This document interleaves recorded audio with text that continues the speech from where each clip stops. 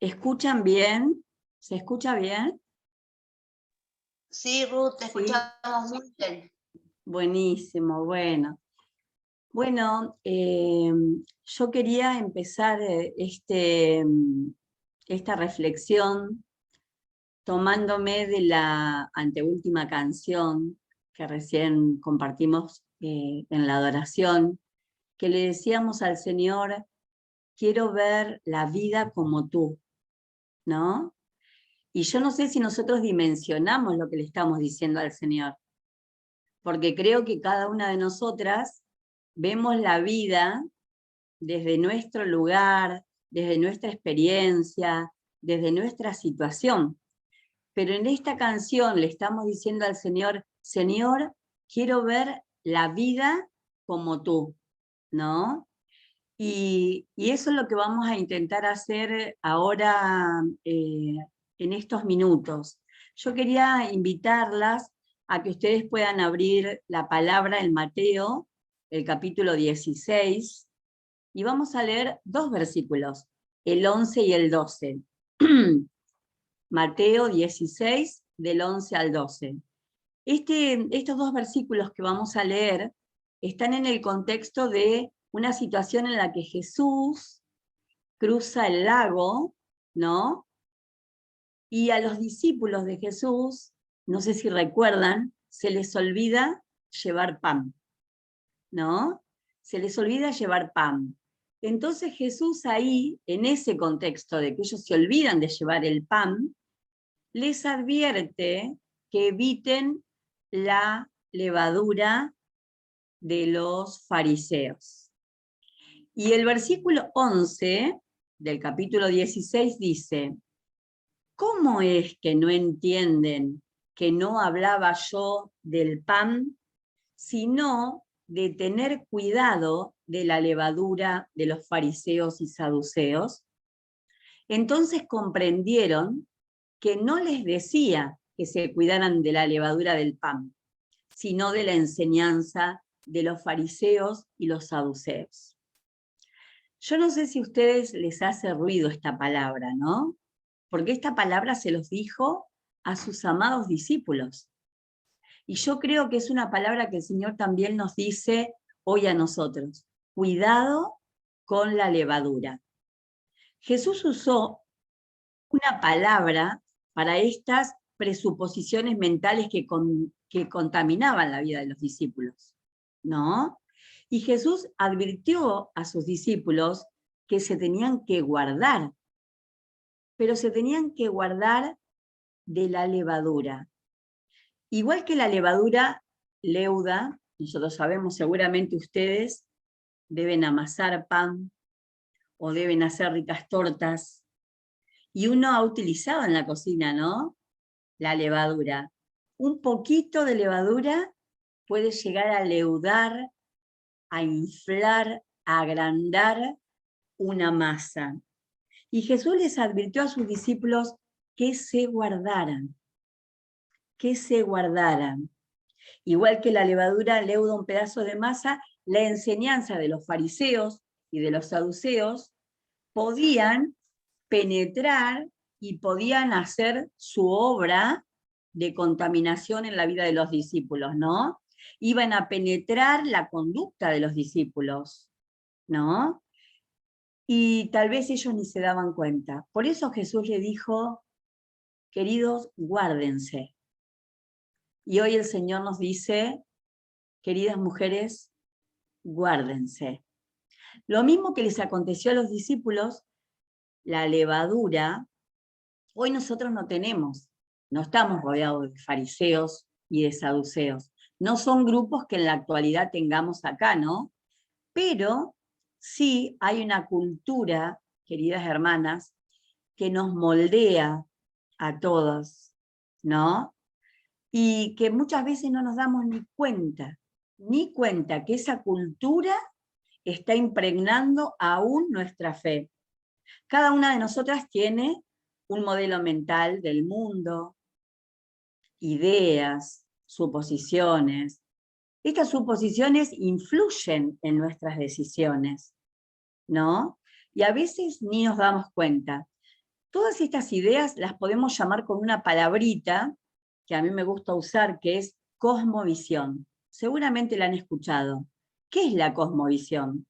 La cosmovisión es esa manera, esa forma en la que una persona, una cultura o una sociedad percibe la realidad del mundo. Todos tenemos cosmovisión, ¿no?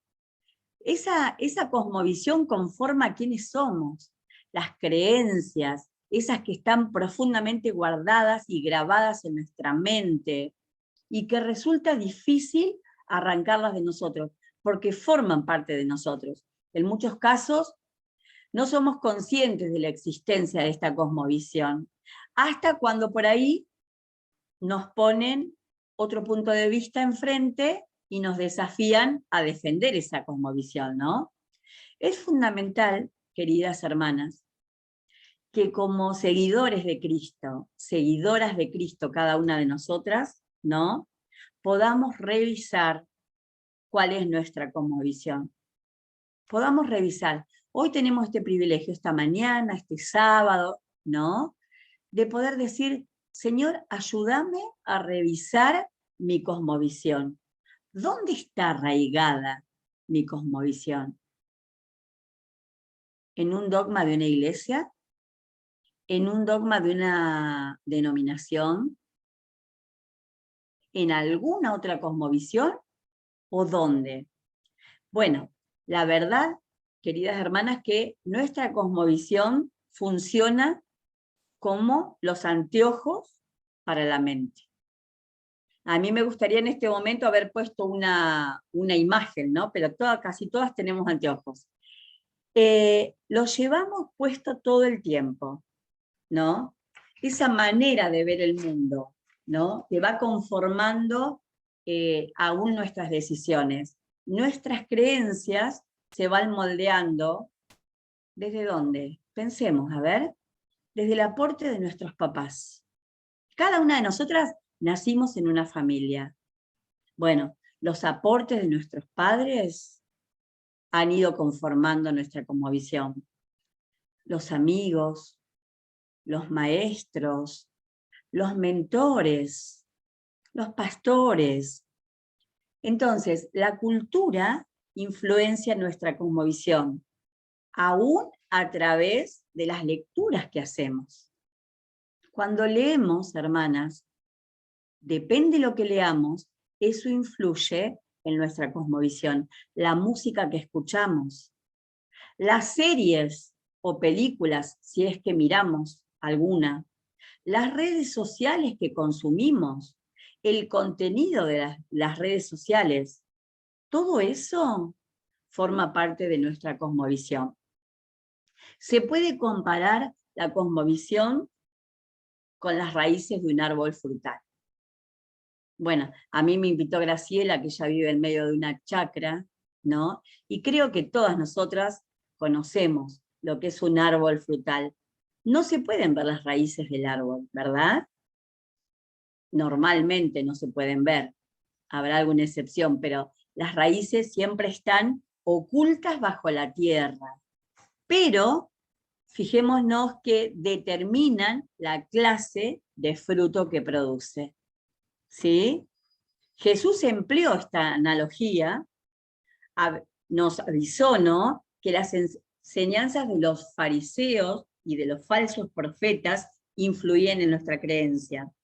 Ya que estamos ahí en el libro de Mateo, capítulo 7, del versículo 15 al 20, Jesús les advertía y le decía, cuídense, otra advertencia más, cuídense. ¿De quién? De los falsos profetas. Vienen a ustedes disfrazados de ovejas, pero por dentro son lobos rapaces o lobos feroces. Por su fruto los conoceréis. Este es el secreto. Por sus frutos lo conoceréis. ¿Acaso se recogen uva de los espigos o higos de los cardos? Del mismo modo, todo árbol bueno da frutos buenos, pero el árbol malo da fruto malo. Un árbol bueno no puede dar fruto malo y un árbol malo no puede dar fruto bueno. Todo árbol que no da buen fruto se corta y se arroja al fuego, así que por sus frutos los conocerán. Fíjense que acá Jesús advierte a sus discípulos de los falsos profetas. La verdad objetiva nosotros sabemos que está en la Escritura. Todas nosotros sabemos que la verdad está plasmada en la palabra de Dios. Pero Jesús nos advierte que las mentiras también existen. Si no, no nos advertiría. Cuídense. Las mentiras también existen y a veces son tan sutiles, tan difíciles de detectar, que son peligrosas.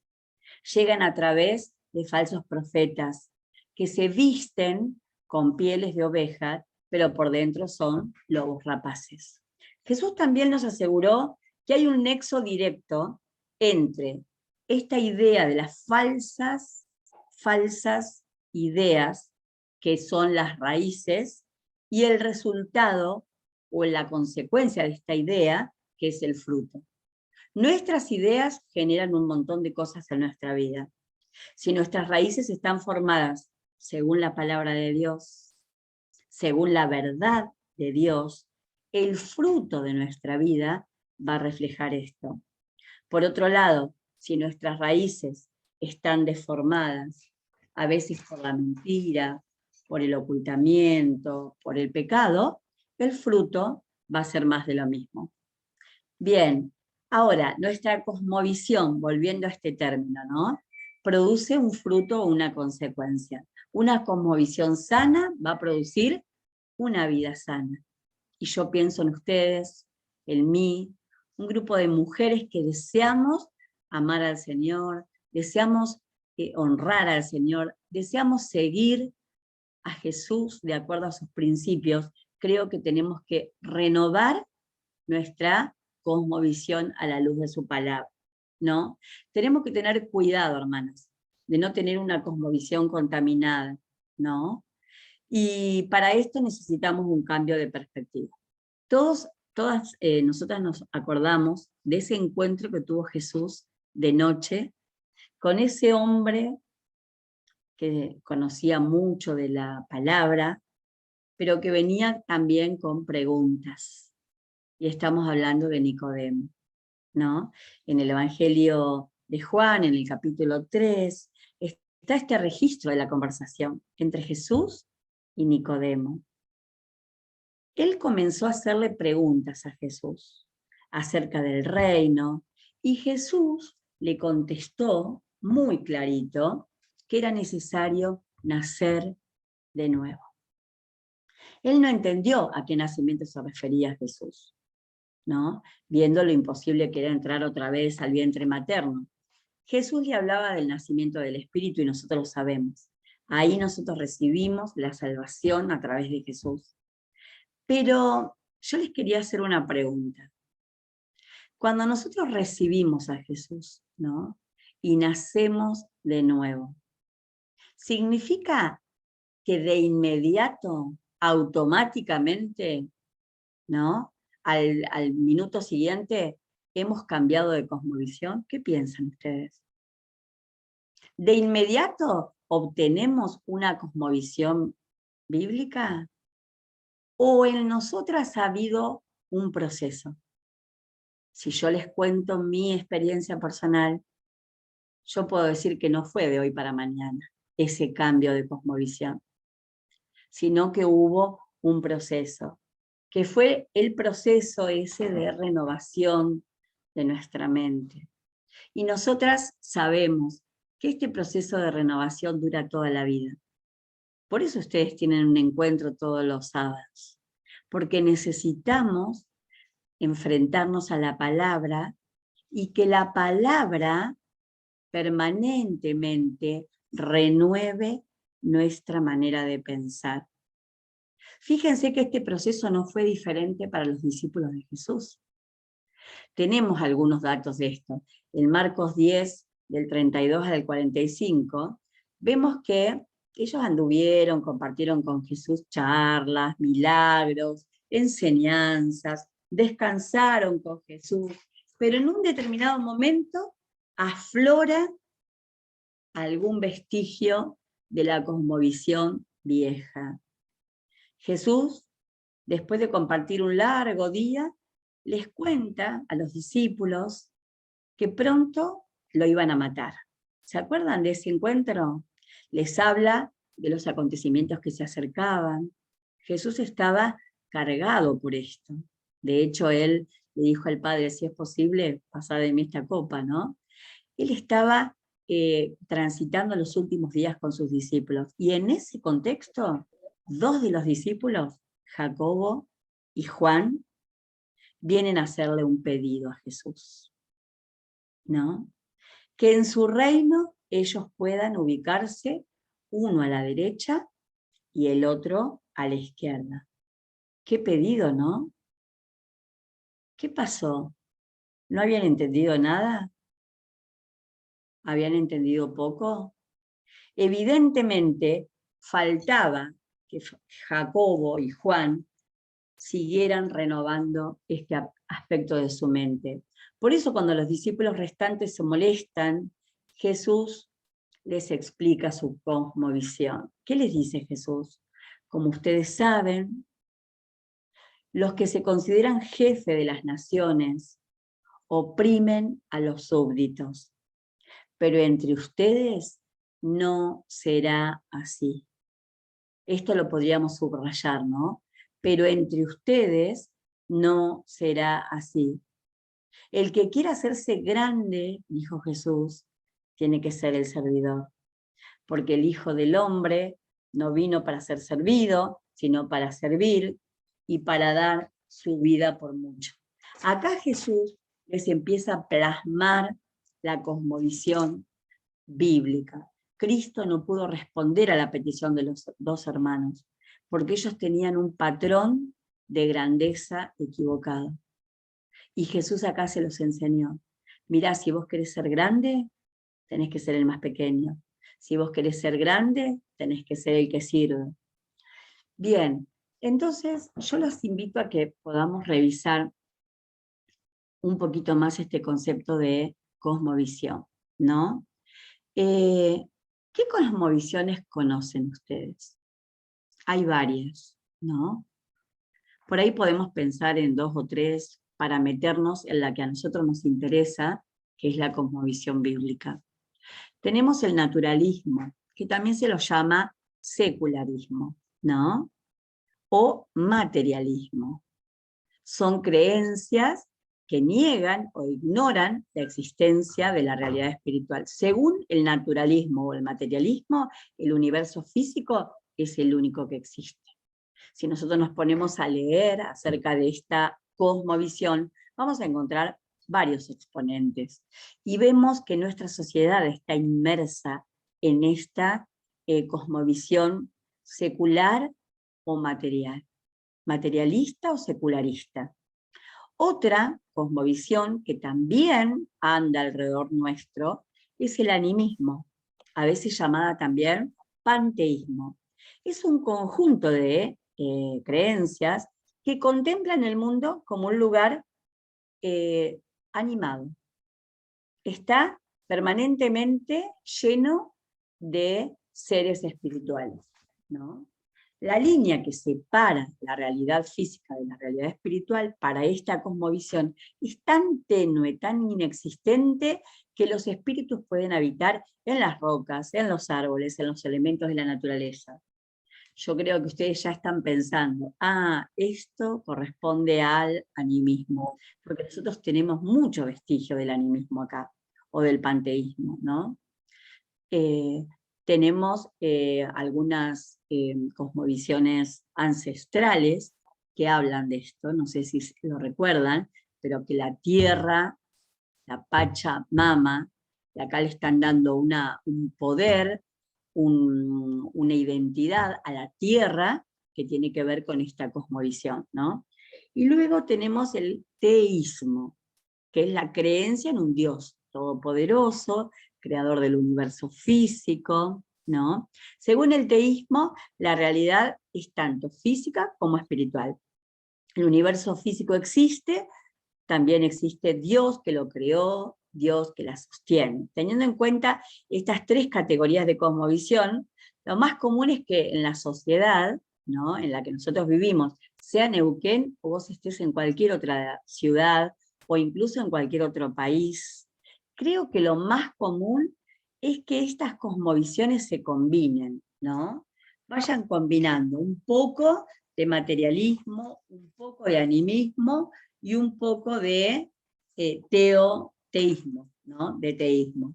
En Occidente creo que el naturalismo es por ahí la cosmovisión más predominante, ya que el cristianismo ejerce una influencia, pero también hay vestigios de la nueva era, ¿no?, que ejercen influencia y otras.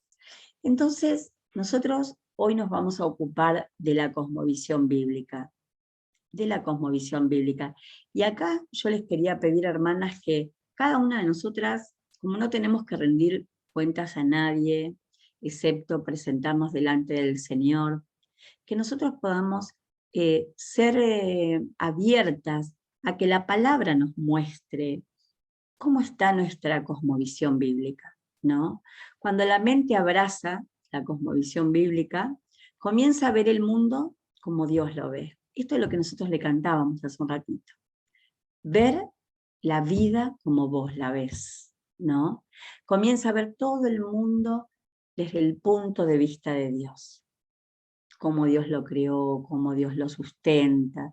Y a medida que creemos y actuamos, ¿no?, esta cosmovisión se manifiesta en toda nuestra vida, ¿no? Cómo es nuestra salud, cómo es nuestra familia, cómo es, bueno, cómo es el fruto en nuestra vida. La base para una cosmovisión bíblica es la revelación de Dios en las Escrituras, ¿no? Como los seres humanos somos seres sociales, desarrollamos una forma de ver el mundo a partir de nuestra cultura. Entonces, nosotros necesitamos permanentemente replantearnos esto. Si ya tuvimos la oportunidad de aceptar a Jesús como nuestro Salvador, ¿no? Si todavía no lo has hecho, si todavía nunca le dijiste a Jesús, quiero que seas parte de mi vida, creo que es un buen día para hacerlo, ¿no? Pero si Cristo ha impactado nuestra vida y Él ya es nuestro Salvador, ¿no?, nosotros entramos en un proceso, ¿no?, para renovar nuestra mente. Y ese proceso de renovar nuestra mente es un proceso, hermanas, que nos acompaña toda la vida. La palabra, en el origen griego, para la palabra arrepentirse, es metanoeo, que significa cambiar la mentalidad. Cambiar la mentalidad. Y el arrepentimiento se produce cuando nosotros empezamos a cambiar nuestra mentalidad y empezamos a ver el mundo como Dios lo ve. El marco de referencia es cómo Dios lo ve, ¿sí? Frente a este desafío de renovar nuestra mentalidad, ¿no?, yo quiero compartir 2 o 3 versículos que están en las cartas de Pablo. El primero es en 1 Corintios 2:16. 1 Corintios 2:16, que dice: ¿quién ha conocido la mente del Señor para que pueda instruirlo? Nosotros, por nuestra parte, tenemos la mente de Cristo. Este es el objetivo, hermanos, poder tener la mente de Cristo, ¿sí? Que nuestra mente vaya siendo gobernada por la mente de Cristo. En la siguiente carta de Pablo, 2 de Corintios, capítulo 10, versículo 5, dice: destruimos argumentos y toda altivez que se levanta contra el conocimiento de Dios, y llevamos cautivo todo pensamiento para que se someta a Cristo. Es muy importante esto. Aprender primero a destruir argumentos. ¿Cuáles son estos argumentos? son los que vienen de otras cosmovisiones. Argumentos que se levantan en contra del conocimiento de Cristo, en contra del señorío de Cristo, en contra del gobierno de Cristo. Entonces nosotros necesitamos destruir estos argumentos, pero también toda altivez, ¿no? Y llevar cautivo todo pensamiento para que se someta a Cristo. Este es el secreto para que la renovación de nuestro entendimiento sea una realidad en nuestra vida, ¿no? En Romanos 12:2, el muy conocido versículo y capítulo, ¿no? Donde Pablo les decía a los hermanos de Roma, no se amolden al mundo actual. Hermanas, es tan fácil tomar la forma de dejarnos impregnar por la cultura reinante, por el espíritu de este mundo, ¿no? Que acá Pablo nos enfatiza, no se amolden al mundo actual, sino sean transformados. ¿Cómo? Mediante la renovación de su mente. Así, solo así, podrán comprobar cuál es la voluntad de Dios, buena, agradable y perfecta. Creo que este es el nudo, ¿no? Para poder renovar permanentemente y diariamente nuestra cosmovisión. Fíjense que en el mismo capítulo Pablo le decía, hermanos, es necesario que nosotros nos presentemos cada día en sacrificio vivo, santo, agradable a Dios, que es nuestro culto racional. Pero no tenemos que amoldarnos y necesitamos ser transformados en nuestra mente. Retomando el resumen que hizo Jesús cuando le preguntaron cuál era el mandamiento más importante. Ustedes lo saben de memoria. ¿Se acuerdan cuando lo interpelaron y le preguntaron, bueno, ¿cuál es el mandamiento más importante? ¿Qué le contestó Jesús? Amarás al Señor tu Dios con todo tu corazón, con todo tu ser, con tu alma y con toda tu mente. Y después añadió, el segundo es semejante, amarás a tu prójimo como a ti mismo. Esto está registrado en Mateo 22, del 36 al 40. Pero ¿no nos hemos preguntado por qué Jesús enfatiza o especifica corazón, con todo el corazón, con toda el alma, con toda la mente, en otro dice con todas las fuerzas? ¿Qué significa? ¿Qué implica amar, por ejemplo, con toda el alma? ¿O qué significa amar con todo el corazón? ¿O qué significa amar con toda la mente? ¿Nos hemos preguntado esto? Si nosotros empezamos a profundizar en el corazón, la palabra es muy dura con el corazón. Jeremías 17:9 dice, nada hay tan engañoso como el corazón. Jeremías 17:9. No tiene remedio. ¿Quién puede comprenderlo? Fíjense lo que dice. Nada hay tan engañoso como el corazón. No tiene remedio. ¿Quién puede comprenderlo? ¿No? Y después ahí en Primera de Reyes 8:39, óyela desde los cielos, desde donde habitas, y perdónalo. Trata a cada uno según su conducta, la cual tú conoces, puesto que solo tú escudriñas el corazón humano. Solo el Señor conoce el corazón humano. Ni nosotras conocemos nuestro propio corazón. ¿No se han sorprendido a veces con alguna reacción? ¿Con algún arrebato de nuestro corazón? ¿Con alguna salida? Bueno, el único que conoce nuestro corazón, dice Primera de Reyes 8:39, dice, solo tú escudriñas el corazón humano. No hay forma de que vos sepas lo que hay en tu corazón. No hay forma de que yo sepa lo que hay en mi corazón. Solo Dios sabe. Cuando Dios crea al hombre en el huerto, vamos al comienzo, en el huerto. Ahí Dios armó como un hábitat, ¿no? El huerto del Edén, sus primeras criaturas. Ese hábitat, ¿no? Es la manera en la que el hombre estaba pleno, todavía no había caído, todavía no se había separado de Dios. El hombre estaba pleno, pleno de acuerdo al diseño de Dios. ¿Y cómo estaba pleno? En Cristo estaban plenos, tenían 4 recursos. Primero, tenían amor. Amor. Dios los había diseñado, los había creado a su imagen y a su semejanza. Dios era el que los otorgaba como su creación, como algo bueno que había creado. Los había creado para amarlos. La aceptación. El amor, entonces, era lo primero que se manifestaba en este diseño. Lo segundo era la seguridad, porque Dios, ¿no?, al que ama, protege. Y nosotros sabemos que el amor echa fuera el temor. Lo tercero que manifestaba el Edén era la identidad, porque Dios al crearnos nos da identidad. Sabemos de dónde venimos, sabemos quién nos ha creado, ¿no?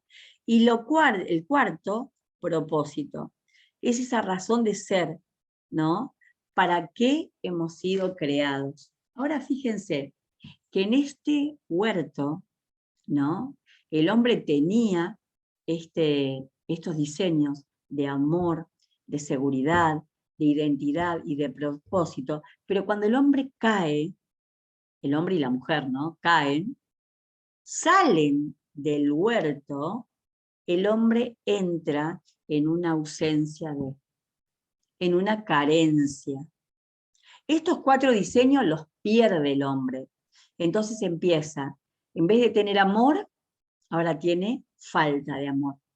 En vez de tener seguridad, ahora tiene inseguridad. En vez de saber quién es, de tener una identidad segura, ahora tiene falta de identidad. En vez de conocer el propósito para el que fue creado, ahora tiene un despropósito. Y el hombre pierde los diseños, entonces el hombre empieza a caminar por la vida desde la ausencia o desde la carencia. ¿Y qué pasa en su corazón? El corazón es el centro de los deseos. Entonces, cuidado con los deseos de nuestro corazón, porque los deseos de nuestro corazón, queridas hermanas, muchas veces pueden estar gobernadas por nuestras carencias, por nuestras faltas. Lo que tu corazón desea, tu mente, ¿no?, que la mente trabaja con el corazón, se organiza inmediatamente para conseguirlo. En nuestro corazón hay deseos, nuestros deseos promueven la acción. Entonces, si nuestro corazón caído está carente de amor, yo voy a ir por la vida buscando ¿qué? Amor, porque tengo esa carencia. Si mi corazón caído tiene falta de seguridad, voy a ir por la vida buscando seguridad. ¿No se han preguntado por qué hay personas que la seguridad es como el objetivo de su vida? Alarmas, seguros, doble llave, doble cerradura, van y vuelven a ver si cerraron bien, porque como la vida está atravesada por esa carencia de seguridad, entonces todo gira para suplir esa inseguridad. Una persona que ha sido carente de amor va a ir por la vida buscando amor, buscando aceptación, ¿no? Entonces, si en el origen Dios nos crea con estos recursos, volvemos otra vez al amor, a la seguridad, a la identidad y al propósito, pero si estos recursos, ¿no?, que Dios imprimió en el comienzo cuando nos creó, no están satisfechos, los deseos del corazón se van a organizar para conseguir esto que nos está haciendo falta. Y van a aparecer en forma de necesidades, ¿no? Y entonces nuestra mentalidad, que es la respuesta a estas necesidades, van a empezar a trabajar. Santiago 1:14 dice, cuando de su concupiscencia, ¿saben lo que es la concupiscencia? Si ustedes la buscan, concupiscencia es deseos del corazón. Dice Santiago, cuando de su concupiscencia cada uno es tentado, cuando de sus malos deseos lo arrastran y lo seducen. ¿Se dan cuenta la importancia de revisar los deseos de nuestro corazón? ¿Y cómo hacemos entonces, queridas hermanas? Yo encontré una solución y la quería compartir con ustedes. La solución es morir. Morir. Gálatas 2:20 dice, he sido crucificado con Cristo y ya no vivo yo, sino que Cristo vive en mí. Si Ruth se muere, ¿no? Y Cristo empieza a vivir en mí, difícilmente los deseos del corazón de Ruth van a ser los que gobiernen, sino que Ruth ya está muerta, ¿no? He sido crucificada con Cristo.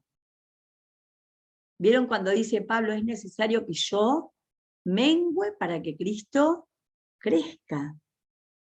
Entonces creo que acá es el momento de preguntarnos, ¿quién está en mi corazón? Pero de verdad, ¿no? ¿Quién reina? ¿Todavía está mi yo reinando? Ojo, hermanas, porque el yo nuestro puede estar aún disfrazado de religiosidad. Tenemos que tener mucho cuidado con esto, porque a veces no caemos en otras cosas, pero la religiosidad sí puede ser la que gobierne nuestra vida. ¿Quién está en mi corazón? ¿Quién reina, no? ¿Podemos decir que ya no vivo yo, sino que Cristo vive en mí? ¿O todavía hay algún vestigio de que gobiernan los deseos de mi corazón? Y acá tenemos que revisar, estos deseos están siendo guiados por mi carencia. ¿Tengo falta de amor? Bueno, por ahí en este momento me estoy sintiendo con falta de amor. Necesito conocer a ese Padre que me dice, con amor eterno te he amado. Con amor eterno te he amado. Vos me amás a mí porque yo te amé primero. Necesitamos conocer este amor profundo de Dios. ¿Tengo falta de seguridad? ¿No? Bueno, necesito escuchar al Señor que me dice, yo soy tu guardador. Yo estoy contigo todos los días hasta el fin del mundo. Todas las promesas que tenemos de que Él nos guarda, de que Él nos guarda en el hueco de su mano, ¿no? Que Él nos tiene ahí en el hueco de su mano. ¿Cómo está mi identidad? ¿Tengo una identidad de hija amada, aceptada, restaurada, perdonada? ¿Me siento heredera del Padre? ¿O esta es una de mis carencias? Señor, ayúdame a profundizar mi relación con vos como ese Padre amoroso, ese Padre incondicional, ese Padre que me ama profundamente. ¿Y cómo estoy en relación a mi propósito? ¿Vivo de acuerdo a ese propósito? Nosotros siempre leemos, porque yo sé muy bien los planes que tengo para ustedes, planes de bienestar y no de calamidad. Pero ¿estoy viviendo en esos planes? Dios cumplirá su propósito en mí, pero ¿estoy viviendo en ese propósito? ¿Toda mi vida está enfilada detrás de ese propósito? ¿Por qué nos dice la palabra con tanta vehemencia, por sobre todas las cosas, cuidar tu corazón, porque de él mana la vida? Y hermana, nos dice porque Dios conoce como nuestro corazón. Y Dios conoce cómo son nuestros deseos del corazón. Y Dios conoce cuáles son nuestras carencias. Por eso el Señor nos dice, por sobre todo lo que cuides, cuida tu corazón.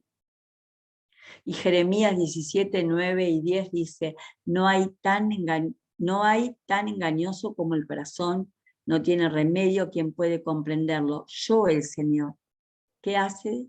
Sondeo el corazón, examino los pensamientos para darles a cada uno según sus acciones y según el fruto de sus obras.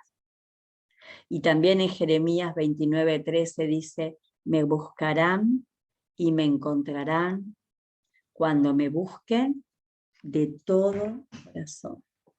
Eso es lo que nos dice el Señor. Y en el Salmo 51, 10 dice, David, después de haber pecado, ¿se acuerdan ese salmo de arrepentimiento? Él le dice, crea en mí, oh Dios, un corazón limpio y renueva un espíritu recto dentro de mí. La firmeza de mi espíritu, ¿no? Y Ezequiel 36, 26 dice, les daré, hablando Dios, ¿no? Les daré un corazón nuevo y les infundiré un espíritu nuevo. Les quitaré el corazón de piedra y les daré un corazón de carne. Qué bueno que es nuestro Dios. Nos damos cuenta que si abrimos nuestro corazón al Padre, los deseos del corazón y aún las carencias que nosotras podamos traer desde chiquititas, desde que éramos niñas, esas carencias pueden ser reemplazadas por Cristo. Cristo en nosotros. Y ahí sí, si Cristo está en el centro, nosotros vamos a lograr amarlo con todo el corazón, ¿no? También dice con toda la mente que lo tenemos que amar. Nos damos cuenta que si cambiamos nuestra manera de pensar, solo así vamos a poder cambiar nuestra manera de vivir. ¿Cómo es que podemos cambiar nuestra manera de pensar? Solo si nuestro corazón está completo con Cristo. Nuestra mente se va a organizar para amar a Dios con todo el corazón, con toda el alma y con toda la mente. Por eso la Biblia y Jesús insisten en poner como nuestra prioridad el amor a Dios. Por eso Jesús tan seguro dijo, miren, si cumplen esto, ya cumplieron todo lo que aparece en la palabra. Si ustedes pueden cumplir con esto, con amar a Dios con todo, con todo, con todo.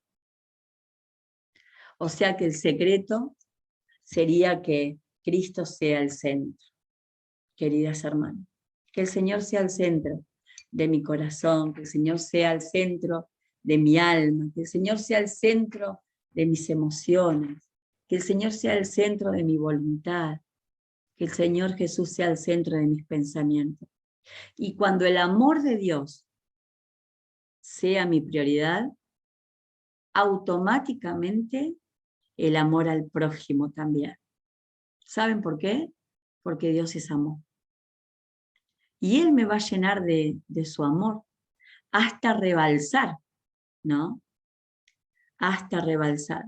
Pero creo que lo más importante, hermanas, es descubrir que necesitamos preguntarnos,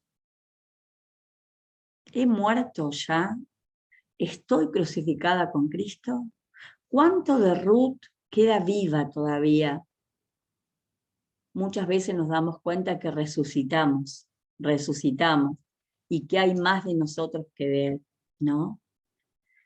Que el Señor nos ayude realmente a poder crucificar nuestra vida en Cristo y que Cristo pueda crecer en cada una de nosotras. ¿Sí?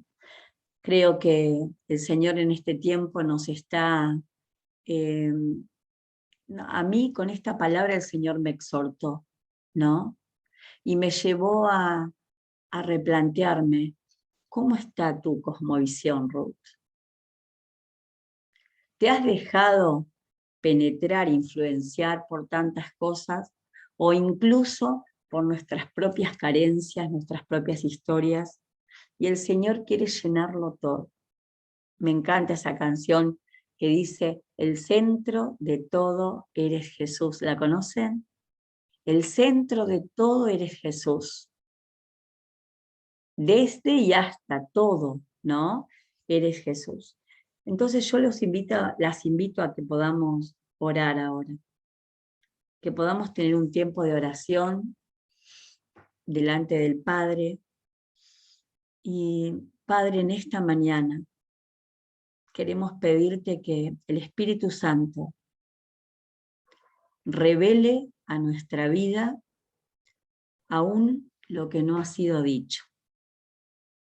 Señor, que vos reveles, que vos corras el velo de aquellas cosas que todavía nosotros no hemos podido ver. Ayúdanos a revisar nuestras propias cosmovisiones, Señor. Hoy nos determinamos, Padre, nos determinamos a poder reconocer solamente la cosmovisión bíblica. Queremos ver la vida como vos la ves. Queremos ver nuestra vida como vos la ves. Queremos ver el mundo, al ser humano como vos lo ves, Señor. Ayúdanos a revisar nuestro corazón. Señor, hoy yo te pido que vos traigas luz a nuestro corazón y que nos ayudes a identificar si hay alguna carencia, algún deseo del corazón que todavía no ha sido satisfecho por Cristo. Señor, para que vos puedas completar tu obra en nosotros. Tu palabra dice que el que empezó la va a completar y confiamos que así será, Señor. Padre, ayúdanos a escudriñar tu palabra cada día, Señor. Porque sabemos que en tu palabra está reflejada tu voluntad. Padre, cambia cada uno de los deseos de nuestro corazón. Ayúdame a presentarme a mí y ayuda a cada una de mis hermanas a presentarnos cada día como un sacrificio vivo, santo, agradable a Dios. Ayúdanos, Señor, a no conformarnos a este siglo, a no amoldarnos. Señor, incomodanos cuando nos estamos amoldando, para que realmente nos demos cuenta que tenemos que transformarnos mediante la renovación de nuestro entendimiento. Señor, nosotros deseamos amarte con todo. Deseamos amarte con todo nuestro corazón. Deseamos amarte con toda nuestra mente. Deseamos amarte con toda nuestra alma, con toda nuestra fuerza, Señor. Ayúdanos a hacerlo.